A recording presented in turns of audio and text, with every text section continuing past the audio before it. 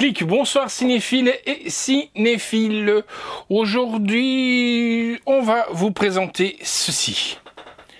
Hop, Peninsula. Et je vais vous l'envoyer dans une ville ravagée par une épidémie. Voilà. Donc, titre, après le dernier train pour Busan. Peninsula, qui veut dire tout simplement péninsule. Voilà. Donc, comme d'habitude, le petit synopsis. Après, on va en discuter un petit peu, voir un petit peu notre ressenti sur ce film. 4 ans après Dernier train pour Busan, il ne reste que des zombies dans la péninsule. Un groupe de soldats forcés d'y retourner découvre que des survivants non contaminés se sont regroupés dans une bande bien plus dangereuse que des zombies. Et ben nous, qu'est-ce qu'on va faire? On va aller voir ce qui se passe du côté de la péninsule là-bas.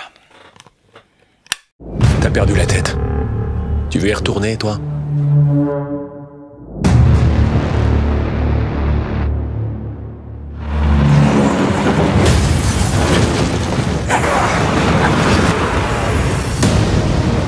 Vous récupérez le bahut, vous revenez avec le pognon.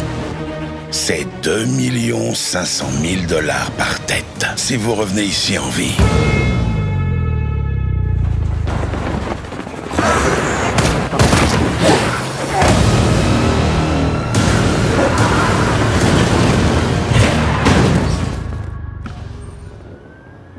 Grimpe si tu veux vivre.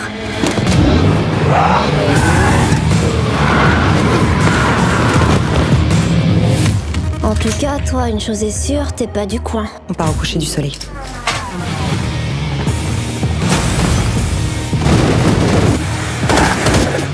Il faut encore que j'intervienne. Tuez-les tous! Accrochez-vous bien!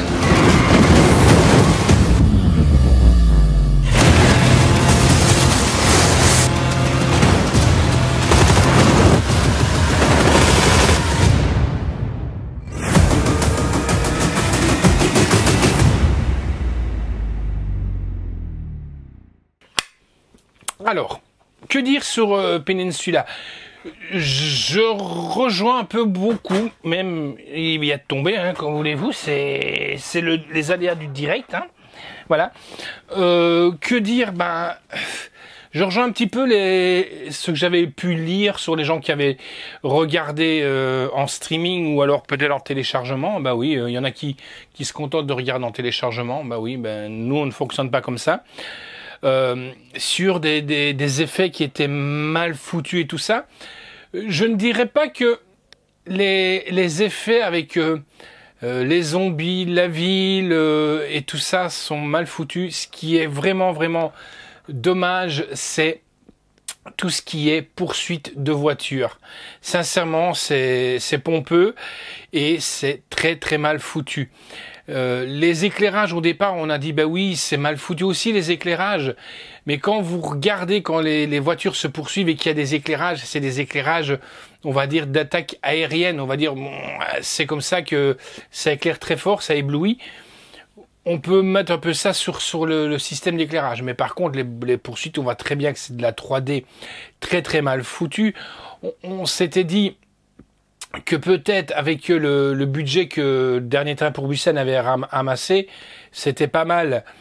Mais non, on en est à un Mad Max, si vous voulez, un Mad Max un peu testostérone à la Fast and Furious.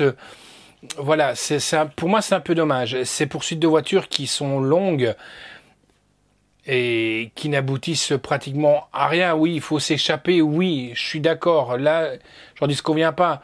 Mais peut-être écourter et mettre peut-être un peu plus de budget dans les effets spéciaux, là oui.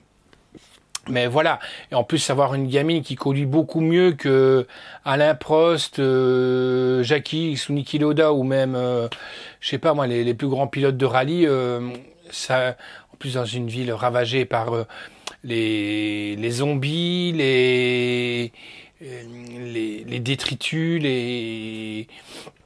les carcasses de bagnole, je lui tire mon chapeau à cette gamine qui roule beaucoup mieux que le reste de vieux conducteurs, quoi.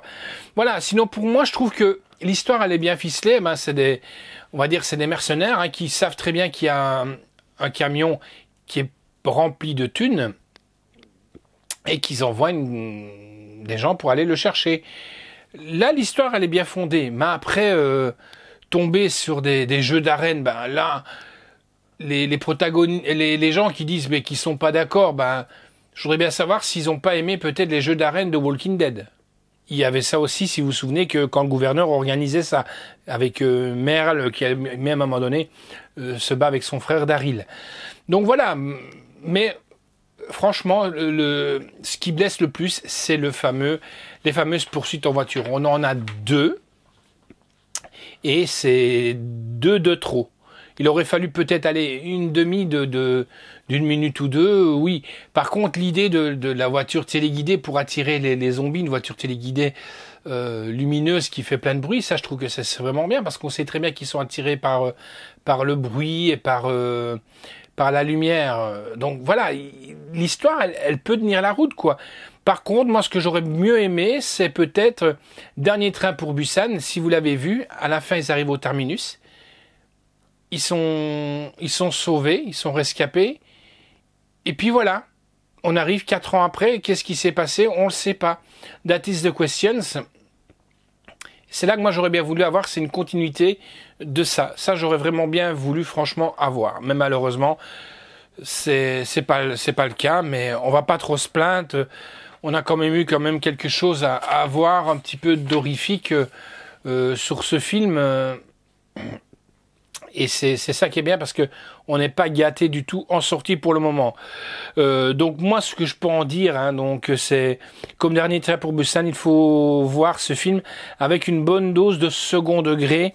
Et une fois passé les invraisemblances, parce qu'il y a beaucoup, plutôt jouissives, on a encore un très bon film, un scénario impeccable et réellement original. Et comme pour une fois, c'est vrai, c'est beaucoup les filles qui font le job, bémol, comme je vous ai dit, les poursuites de voitures. Donc, on a le sous-titre en français, et alors on a en langue DTS HD 5.1, c'est du français et du coréen. La note que j'ai donnée, c'est un 7,5 sur 10. Voilà, Dernier train pour Busan était supérieur. La réalisation, donc là je m'excuse si je vais écorcher les noms, Young Sang-woo. Alors, scénario Young Sang-woo et Ryu Young-jae. Production Lee Dong-ha, avec donc Gang Dong-won, Lee Jun-hyo, Lee Rae, enfin pour une fois que je peux donner un, Knon Hae-hyo, Kim Mi-jae, Kong Gi-han. J'aimerais bien qu'ils aient des noms un peu plus... Mais enfin, bon, bref. Musique est de Mo Young.